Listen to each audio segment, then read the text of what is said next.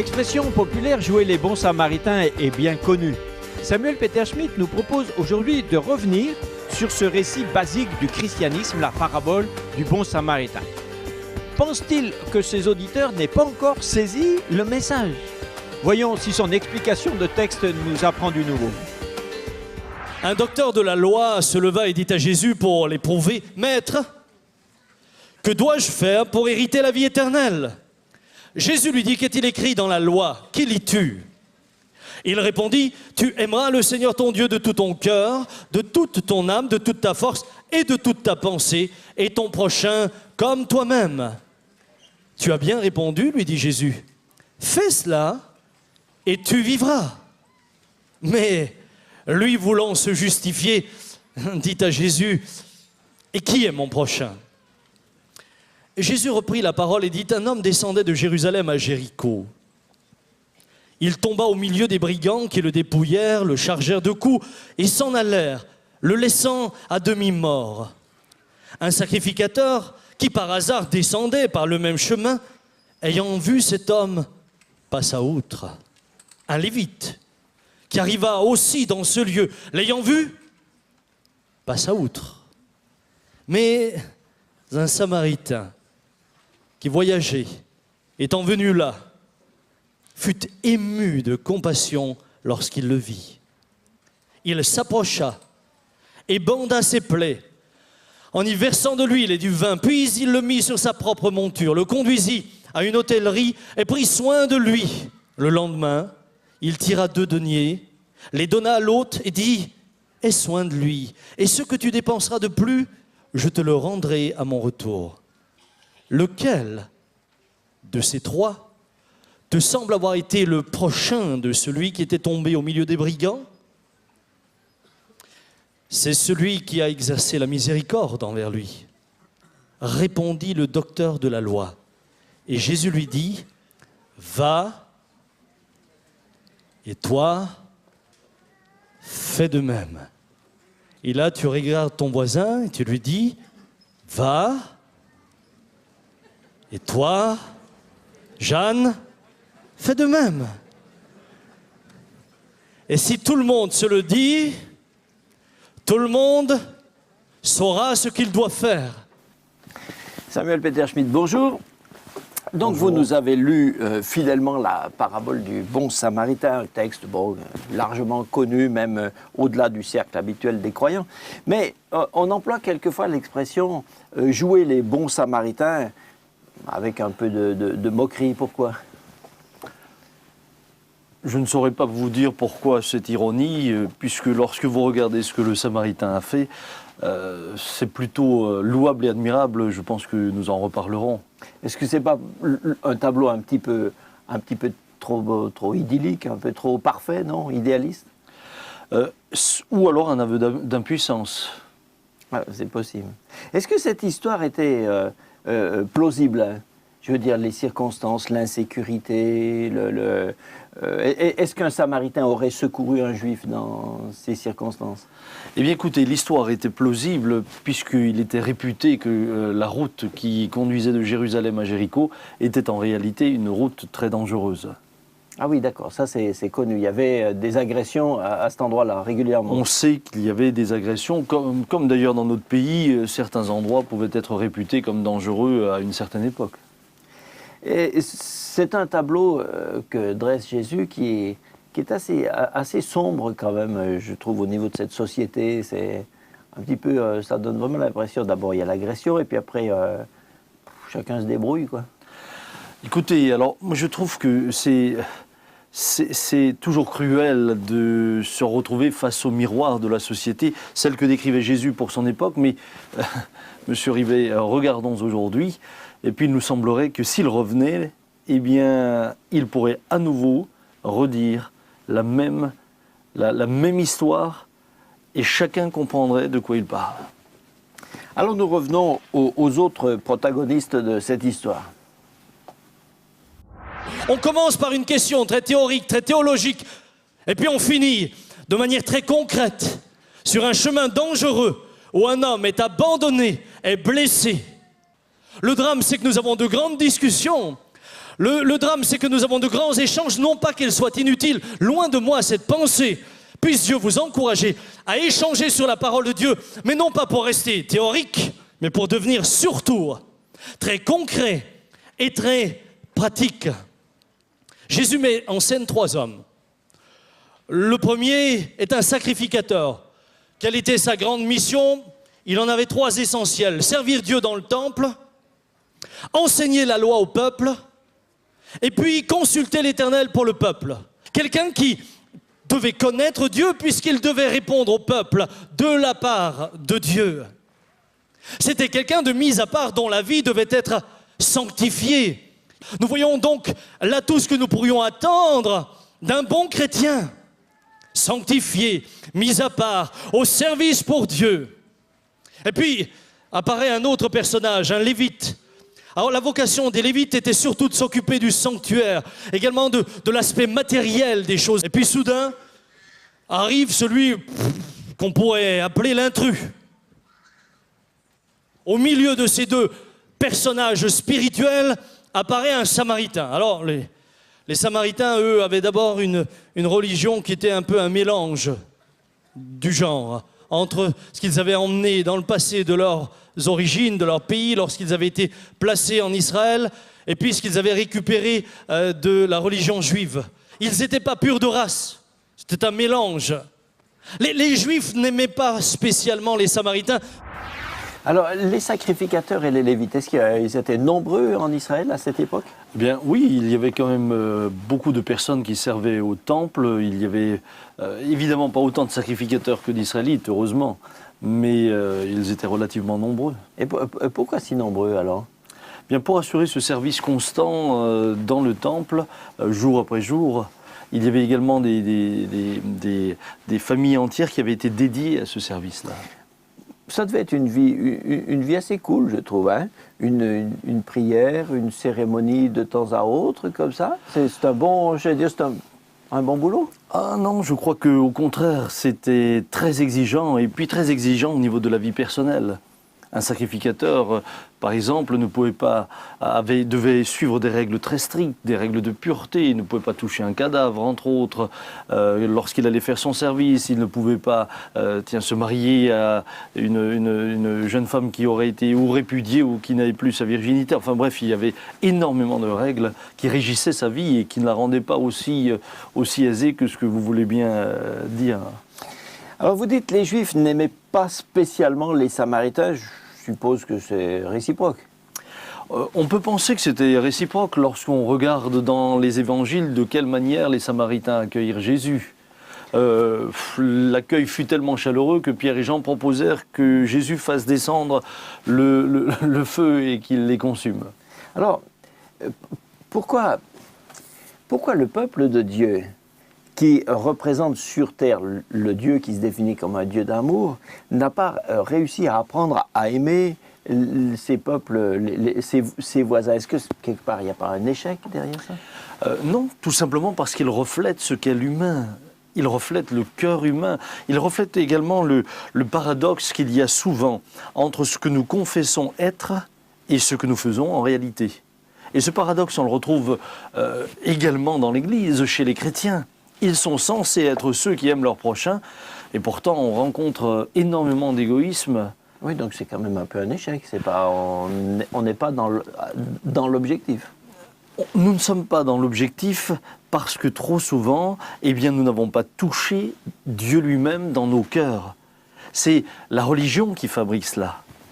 Lorsque la tradition emmène les gens à confesser une religion ou une autre, elle les amène également à avoir un discours, mais dont les actes ne suivent pas. Pourquoi? Parce que le cœur n'est pas convaincu, parce qu'eux-mêmes n'ont pas été bouleversés, ce qui laisse toujours leur égoïsme prendre le dessus. Et votre analyse de ces personnages religieux est un peu sévère. Qu'est-ce qui fait qu'ils n'ont pas agi? Une première hypothèse, c'est qu'ils avaient une importante réunion ecclésiastique. Vite, fallait se dépêcher. D'ailleurs, quand vous êtes en Israël, c'est intéressant. Lorsque vous voyez les Juifs religieux, et j'ai un profond respect pour chaque personne, mais lorsque vous les voyez, quand ils sortent d'une école talmudique, ils sont toujours en train de courir. Il faut toujours qu'il soit en train de gagner du temps. Vous avez le temps d'être blessé à côté, hein? Je vais vous faire une confession. Il m'est arrivé un jour un truc terrible.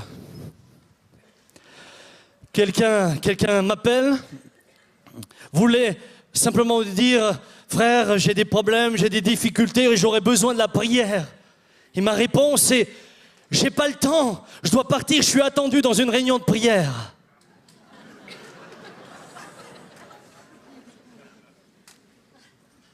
Mais si j'avais réfléchi, peut-être les règles pour le service au temple leur interdisaient-elles d'être souillés. Et nous savons que pour les Juifs, et en particulier pour un sacrificateur, un serviteur dans la maison de l'Éternel et un lévite également, toucher un corps, de surcroît un cadavre, parce qu'ils ne savaient pas, il était là laissé à demi-mort, mais on ne sait pas comment eux l'ont trouvé, risquait de les empêcher ensuite de servir parce qu'ils se seraient souillés en touchant un cadavre. Mais ils se sentaient peut-être tellement saints, il ne faut pas toucher. Alors, la raison que vous invoquez, la peur de perdre du temps, de devoir prendre spécialement du temps, est sûrement très importante. Est-ce qu'aujourd'hui, les gens ont encore le temps de faire du bien? Vous savez, tout dépend des priorités que vous mettez dans votre vie. On a toujours du temps pour ce qu'on aime. Et je crois que si nous voulions avoir du temps, nous pourrions, malgré le rythme dans lequel nous nous trouvons, trouver du temps. À cette époque-là, on travaillait 12, 13, 14 heures par jour et on trouvait du temps.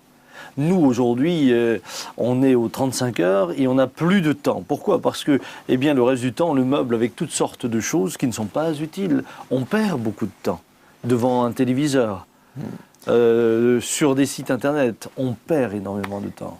Alors, pour des gens, je reviens à l'attitude des religieux, pour des gens qui ne sont pas accoutumés avec cette notion d'impureté religieuse, ne pas toucher le sang, ne pas toucher un cadavre, etc., leur attitude reste très, très, très énigmatique. Le bon sens impose la priorité des soins aux blessés, quoi. C'est ce que le bon sens impose, mais preuve que finalement le bon sens ne joue pas toujours son rôle, on a créé quand même une loi qui pénalise et sanctionne les personnes qui n'assistent pas celles qui sont en danger. Donc j'estime que je pense que si on a fait une loi, c'est que ça ne coule pas aussi facilement que cela du bon sens. Est-ce que cette loi supplée à un manque de responsabilité des gens, ou c'est leur cœur qui n'est pas touché ou... Je pense que l'égoïsme joue quand même énormément. L'égoïsme joue énormément. On a quand même toujours tendance à d'abord penser à nous-mêmes et à ce que ça va nous demander comme effort avant de porter secours à la personne qui est là. Ou alors on se dit, mais quelqu'un d'autre a le temps de s'arrêter. Et à force de se dire les autres vont le faire, tout le monde passe à côté en laissant pour compte celui qui est là. Alors on fait une petite parenthèse dans notre sujet.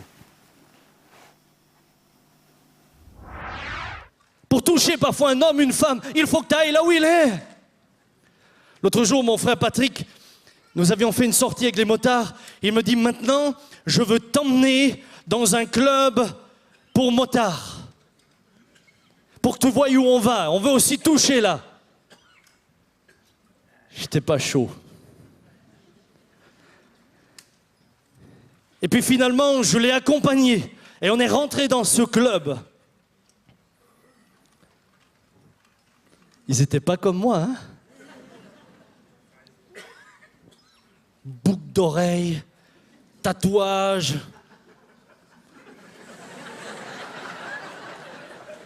Alors certains étaient souriants, d'autres un peu moins, avec une musique.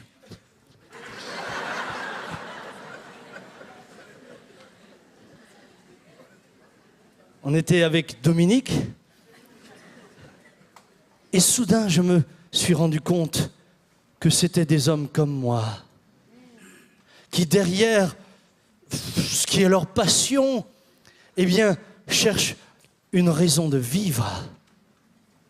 Et nous avons pu tranquillement, par bribes, leur annoncer l'évangile. J'étais fou de joie quand je suis parti. Alors, vous dites, nous avons pu tranquillement, par bribes, leur annoncer l'Évangile. Comment avez-vous abordé la question? Silence, j'ai à vous parler? Non, absolument pas. C'est au cours des discussions que soudain, je pouvais commencer à parler de ma propre foi, de mon expérience. Et je dois dire que j'avais en face de moi des interlocuteurs attentifs. Et vous n'avez pas eu un moment un peu de crainte que des opposants vous jettent dehors un peu brutalement? Non, certains, lorsqu'ils n'étaient pas intéressés, me le faisaient sentir clairement. Et puis c'est leur droit, hein, monsieur Ribet. Alors vous dites, je n'étais pas chaud. Vous n'étiez pas chaud de quoi? Vous étiez mal à l'aise pour vous-même ou en pensant à l'image du pasteur que vous devez présenter à vos ouailles? En me remettant dans le contexte de la journée, si on me voyait ici. en me remettant dans le contexte de la journée, nous venions de faire un tour assez important avec le club des motards faisant partie de l'église. Et puis, je dois dire que ça m'enchantait pas spécialement parce qu'ils nous ont emmenés dans un endroit assez glauque. C'était au fond d'une cour d'une ancienne usine. Enfin, ça ne respirait pas forcément la sécurité. Et puis, c'est vrai que la première approche, pour moi, était une découverte. Donc, il y avait certainement une certaine appréhension. Et le souci de l'image, ça vous préoccupe quand c'est comme ça? Non. Non, alors ça, je n'ai... Vous savez, je me dis quand même, Jésus est allé vers les publicains, vers les buveurs, il mangeait, il y avait là des prostituées, etc. Il est allé vers ceux qui sont dans le besoin. Et je crois que le médecin, qui était Jésus, est allé vers les malades. Et nous, les chrétiens, nous devons être là où les gens ont des besoins. Alors, une autre parenthèse qui vous ressemble bien. Et puis ma femme vient, elle dit, mais Sam, tu sais, ils font de l'aquagym à 9h30 le matin. De la quoi? De la gym pour poissons? Tu veux pas venir avec moi? Je dis, Dominique. Je devais rire. Qu'est-ce qui t'arrive? Tu me vois là, au milieu des dames. Elle me dit, mais viens, justement, on pourrait rire ensemble, on pourrait...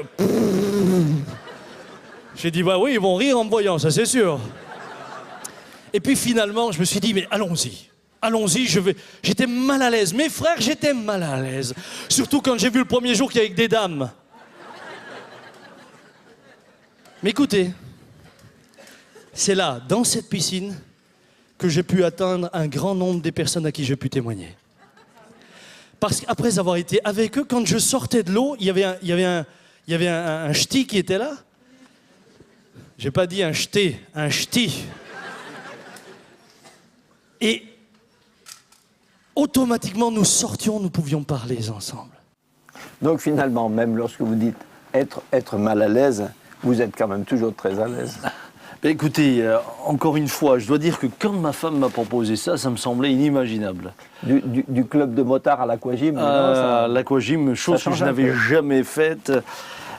Mais aujourd'hui, maintenant que j'ai fait cette expérience, c'est avec plaisir que je reparticiperai à ce genre de choses. Ou à un autre. Vous aimez faire face à des défis sociaux comme ça? Oui.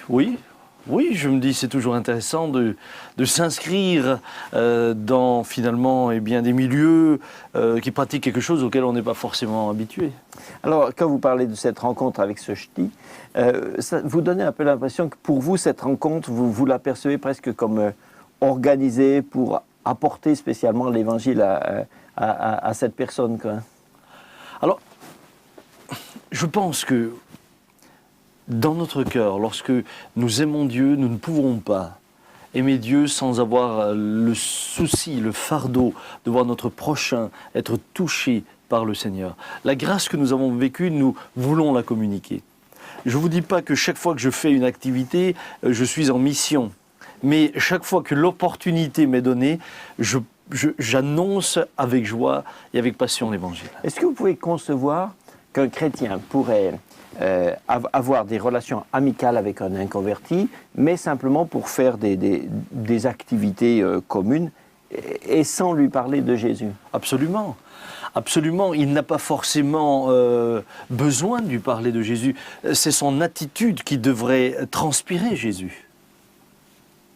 Mais sans forcément le dire. Sans forcément toujours le dire. Vous savez, si je prends le transport en commun, je ne vais pas forcément chaque fois faire Jean-Baptiste dans chaque autobus ou dans chaque tram que je prends. Alors pour finir, on revient quand même au bon samaritain. Alors peut-être une autre hypothèse. Oh là, le temps passe. C'est-il dit, bon, de toute manière, il y a un lévite qui suit, c'est son job à lui, c'est pas tellement moi. Moi, je suis fait pour le spirituel, il est fait pour le matériel. Est-ce que ça vous est jamais arrivé de vous dire, ça c'est le travail de l'autre? Peut-être qu'ils ne se sont pas arrêtés simplement parce qu'ils n'étaient pas juifs. Simplement parce qu'il n'est pas de la même tribu, pas de la même famille. Nous, ça pourrait arriver. Pour peu qu'ils soient d'une autre race, combien passent à côté? Combien disent, c'est bien fait, ça devait leur arriver? Mais c'est terrible. C'est terrible d'imaginer ça. Je pense que plus que toutes les autres raisons que je viens de citer, il y a une raison qu'on ne cite que rarement, voire jamais. Ils ont simplement eu peur. Ils ont simplement eu peur. Et la question sera, que nous arrivera-t-il si nous nous arrêtons? Peut-être qu'il ne feint que d'être blessé. C'est peut-être une embuscade. Et si nous nous arrêtons, nous aussi nous allons être agressés. La peur. Qu'est-ce qui va m'arriver si je m'occupe de lui? Combien de fois ne sommes-nous pas pareils? Qu'est-ce qui va m'arriver? Qu'est-ce que ça va me coûter? Combien vais-je devoir m'engager? Combien de loisirs en moins si je m'engage, si je m'occupe de lui? Que vais-je y laisser? Bien sûr, si l'endroit est un peu désert et en plus grouille de brigands, ça donne envie de filer en vitesse. Hein. Je pense que la peur a été certainement l'une des raisons qui a motivé le passage quelque peu empressé et du sacrificateur et du lévite. Alors, est-ce que vous pensez que les chrétiens, alors une question un peu difficile, hein, que les chrétiens de votre Église seraient, dans des circonstances un peu analogues, seraient des bons samaritains? Écoutez, que Dieu me garde de juger dans un sens ou dans un autre. Mais il est évident qu'en tant que pasteur, c'est ma prière que, à commencer par moi-même, nous soyons capables de nous arrêter. Et, bon, vous enseignez la parabole du bon samaritain, ses applications. Est-ce que vous avez l'impression d'être bien écouté et compris? Écoutez, je dois reconnaître que je suis très souvent encouragé par des membres de l'Église qui n'hésitent pas un seul instant à s'engager pour la cause de l'autre, à le secourir, voire à ouvrir leur maison, ouvrir leur portefeuille, ouvrir l'espace de leur temps pour le recevoir, l'accueillir, l'aider. Parce que si on, tout à l'heure, vous nous aviez dit que l'égoïsme règne quand même dans la société, dans l'humanité, etc. Si vous deviez arriver à la conclusion que les gens que vous connaissez, auxquels vous parlez, ne changent pas, ce serait quand même très frustrant. Et... Oui, ce serait frustrant, mais je peux dire aujourd'hui que ce n'est pas le cas. Ce n'est pas le cas. Maintenant, je ne préjuge pas de chacun. Chacun a sa relation individuelle. Cependant, ce que je voudrais dire, il serait dommage que nous parlions de cette parabole en ne la citant finalement que sous un angle social et humaniste. Parce que cette parabole nous parle également d'un point de vue spirituel. Vous et moi, monsieur Ribet, nous étions également sur ce chemin. Nous descendions également vers Jéricho. Nous faisons aussi partie de ceux qui spirituellement avaient eu maille à faire avec l'ennemi de nos âmes, celui qui a cherché à nous détruire. Et un jour, quelqu'un est venu, nous a parlé de l'Évangile, nous a parlé du Sauveur, a pris du temps pour nous l'annoncer. Et je voudrais dire au travers de cette parabole que pour moi, le drame, c'est pas seulement le fait que des croyants puissent ne pas s'occuper de quelqu'un qui a eu un accident de manière très concrète, mais que des croyants puissent passer à côté d'hommes et de femmes qui ne connaissent pas le Seigneur, qui sont en route vers Jéricho, qui sont blessés le long du chemin et qui ne s'arrêtent pas. Samuel Peter Schmidt, je vous remercie de votre enthousiasme pour provoquer l'altruisme chez vos auditeurs.